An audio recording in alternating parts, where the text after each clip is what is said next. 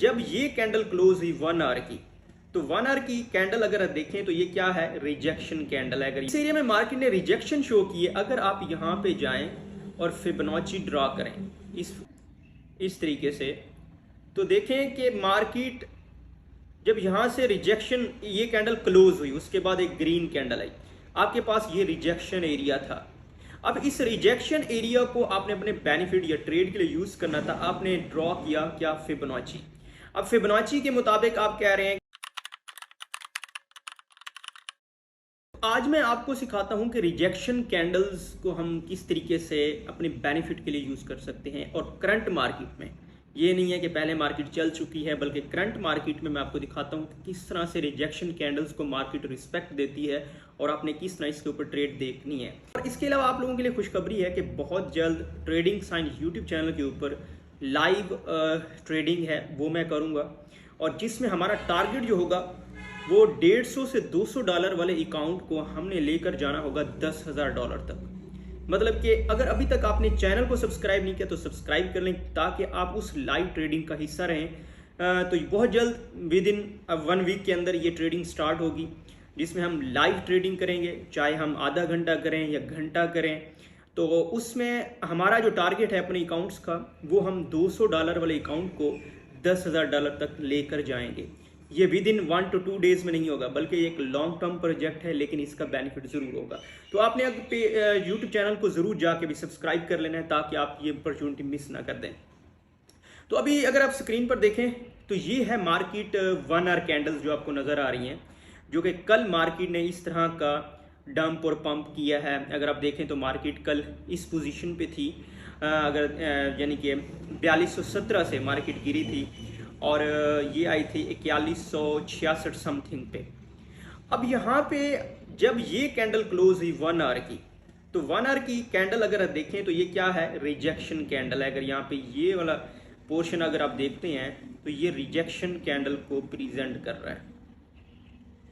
अब ये जो पोर्शन था, ये रिजेक्शन कैंडल का पोर्शन, ये रिजेक्शन एरिया है।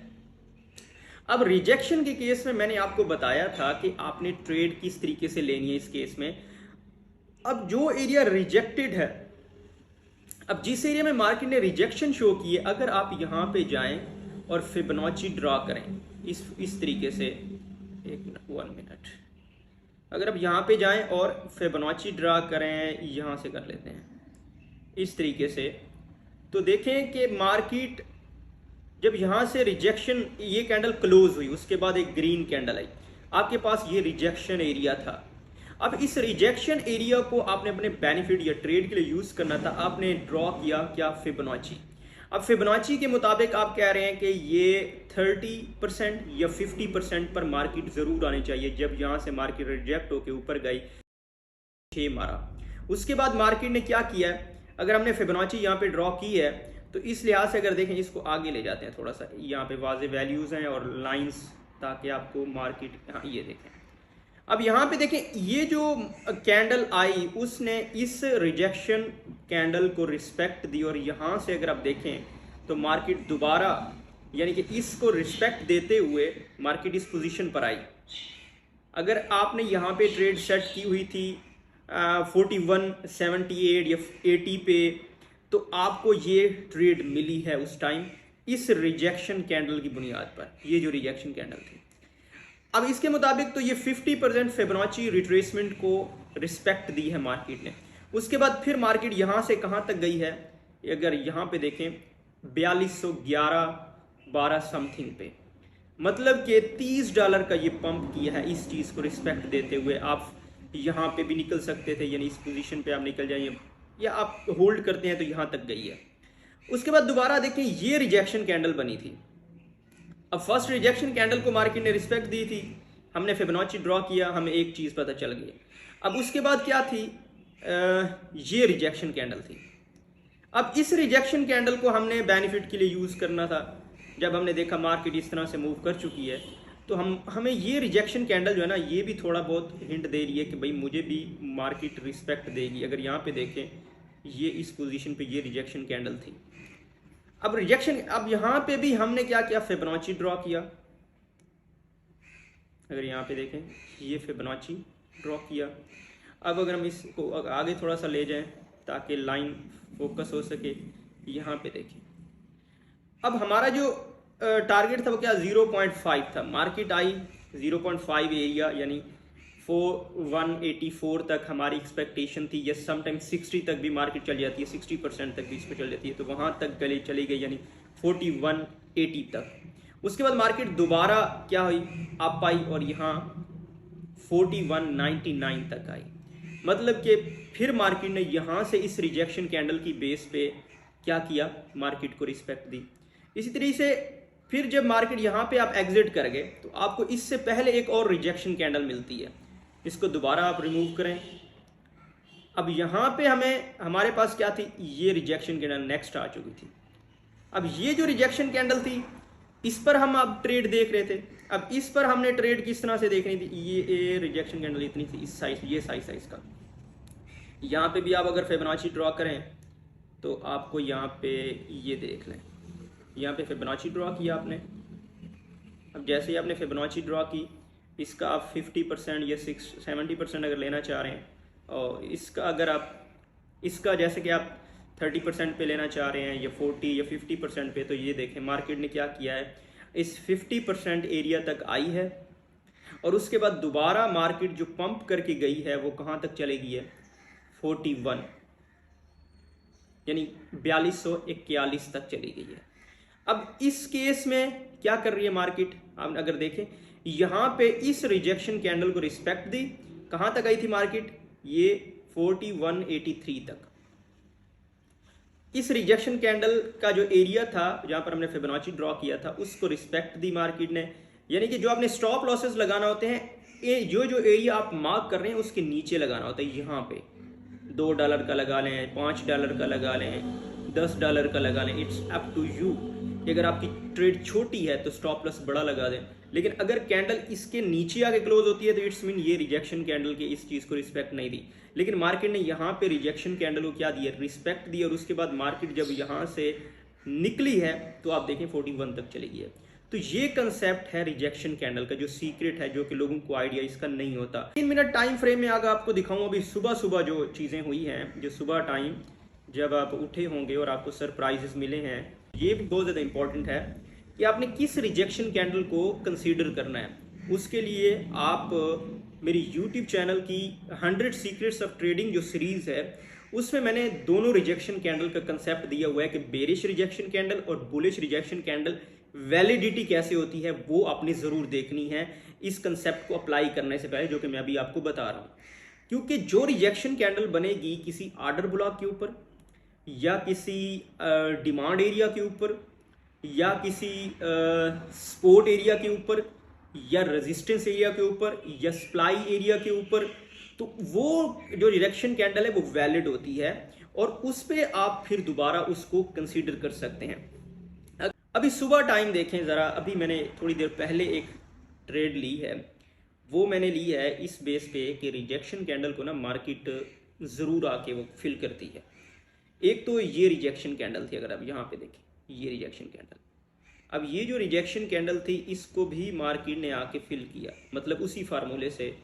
यानी कि समटाइम आपके अंदर ना वाइब्स आती हैं मार्केट की, ना वाइब्स, मार्केट भी वाइब्स देती है। जब आप बहुत ज़्यादा टाइम इसमें लगा लेते हैं तो आपको आइडिया हो जाता है कि यार यहाँ से रिजेक्शन लगेगा। इस रिजेक्शन कैंडल के बाद एक रिजेक्शन कैंडल यहाँ पे भी बन रही है, ये देख लें, मार्केट यहाँ से रिजेक्टेड हुई है, यानी कि बायर्स का इन्फ्लुएंस बड़ा है यहाँ पे। तो मैंने यहाँ पे एक ट्रेड ली है, इस किस बेस पे, अगर आप देखें यहाँ पे आओ, ये है रिजेक्शन कैंडल का एरिया। अब मार्केट पहले इसको ठहरे, इसको सेट कर लेते हैं थोड़ा सा इधर उधर करके।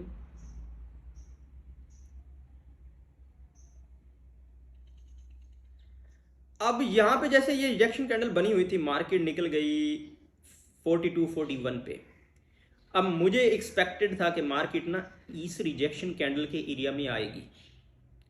अब मैंने यहाँ पे इसको मार्क किया और उसके बाद मैंने क्या किया, यहाँ पे 30 पे मैंने फर्स्ट जो मैंने बाई की लॉट ली वो 30 पे ली, फिर मैंने एक लॉट ली 29 के रीजन में। अब अगर आप देखें तो ये 28 समथिंग तक आई है और अभी ट्रेड मैंने होल्ड की हुई है 34 तक पहुँच चुकी है। मतलब कि मैंने 29 पे ली, 34 $5 का यानी मूव हो चुका है, लेकिन ओवरऑल देखें तो ये ज़्यादा मूव था। ये अभी पहुंची थी 4236 तक, यानी कि $7 का मूव किया है।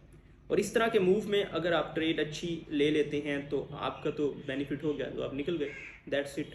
तो ये है रिजेक्शन कैंडल का कंसेप्ट, जो कि बहुत से लोगों को आइडिया नहीं होता। और अगर आप मेरी व्हाट्सएप कम्युनिटी को ज्वाइन करना चाहते हैं, जहाँ पे फ्री में सिग्नल्स भी आते हैं मंथली, और प्रीमियम ग्रुप ज्वाइन करना चाहते हैं, तो आपने यूट्यूब वीडियोज़ की डिस्क्रिप्शन में जो फर्स्ट लिंक है वो व्हाट्सएप कम्युनिटी का है, तो उसको आप ज्वाइन कर लें। फ्री ऑफ कॉस्ट आपको सिग्नल मिलते रहते हैं, जिससे आपका बेनिफिट होता है। लेकिन उसमें यह है कि आप अगर कम्युनिटी ज्वाइन करते हैं तो मिनिमम आपको 1 मंथ तो ज़रूर रहना पड़ेगा, ताकि आप एनालाइज कर सकें कि इसके सिग्नल, इस कम्युनिटी में आने वाले सिग्नल किस तरह से ओवरऑल मंथली बेनिफिट देते हैं। क्योंकि ये है कि मेरा कम्युनिटी की सिग्नल्स का जो रेट है वो 80% है, 90% है। यानी कि अगर मैं 10 सिग्नल देता हूँ तो शायद पॉसिबल है कभी 2 का स्टॉप लॉस हिट हो जाए, लेकिन 8 टेक प्रॉफिट होते हैं। अगर 15 में दे रहा हूँ तो 3 का स्टॉप लॉस हिट हो 15 में से, लेकिन 12 टेक प्रॉफिट हो सकते हैं। यानी ओवरऑल आप बेनिफिट में उसमें रहेंगे, बताने का मकसद ये है। तो ये था कंसेप्ट रिजेक्शन कैंडल के केस में। अब हम आते हैं बीटीसी के ऊपर कि बीटीसी क्या कर रहा है। अगर आप यहाँ पे देखें तो ये मेरी ट्रेड सेट थी बीटीसी के केस में इस रिजेक्शन कैंडल के ऊपर। और क्यों सेट थी यहाँ पे, ये रिजेक्शन कैंडल एक तो ऑर्डर ब्लॉक के ऊपर है। ये जो रिजेक्शन आई है ये ऑर्डर ब्लॉक के ऊपर आई है, तो ये एक वैलिड रिजेक्शन कैंडल थी।